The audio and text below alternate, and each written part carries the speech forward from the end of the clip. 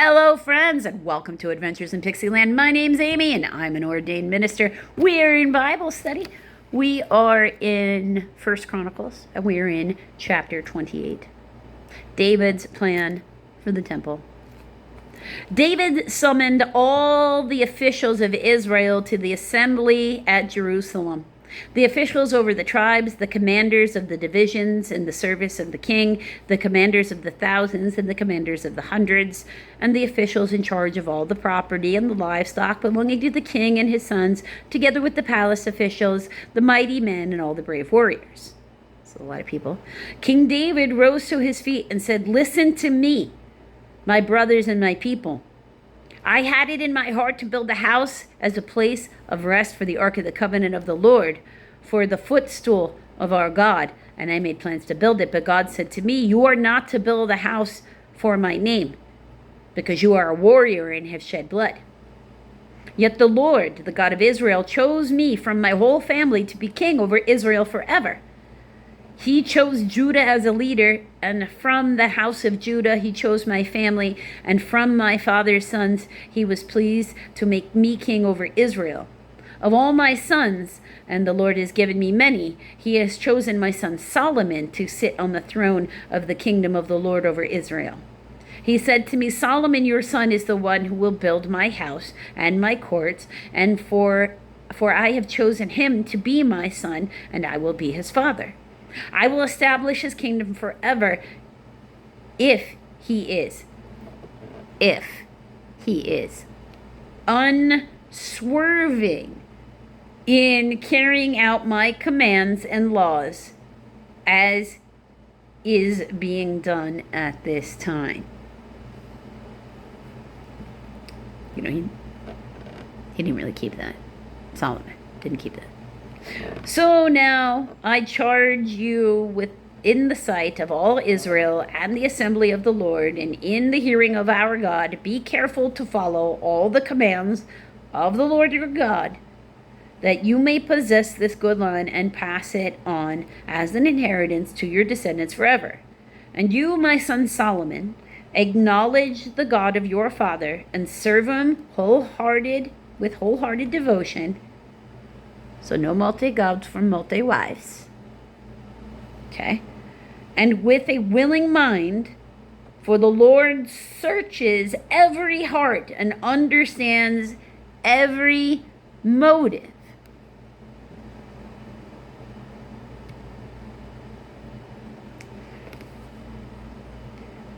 So verse 9.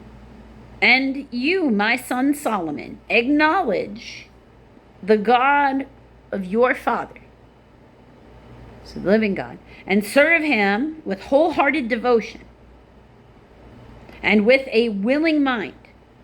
For the Lord searches every heart and understands every motive behind the thoughts." So it's not just my imagination when I'm like, hey, he can hear all your thoughts. You know that, right? Sees everything you're doing. People act like that's not true. Okay. All right. "If you seek him, he will be found by you. But if you forsake him, he will reject you forever. Consider now, for the Lord has chosen you to build the temple as a sanctuary. Be strong and do the work." Then David gave his son Solomon the plans for the portico of the temple, its buildings, its storerooms, its upper parts, its inner rooms, and the place of atonement. So David's vision. He gave him the plans of all that the Spirit had put in his mind for the courts and the temples of the Lord and all the surrounding rooms. So from God to David to Solomon, for the treasuries of the temple of God and for the treasuries for the dedicated things. He gave him the instructions for the divisions of the priests and Levites and for all the work of serving in the temple of the Lord, as well as for all the articles to be used in its service. He designated the weight of gold for all the gold articles to be used in various kinds of service, and the weight of silver for all the silver articles to be used in various kinds of service, the weight of gold for the gold lampstands and their lamps, with the weight for each for the weight of each lampstand and its lamps, and the weight of silver for each of the silver lampstand and its lamps, according to the use of each lampstand.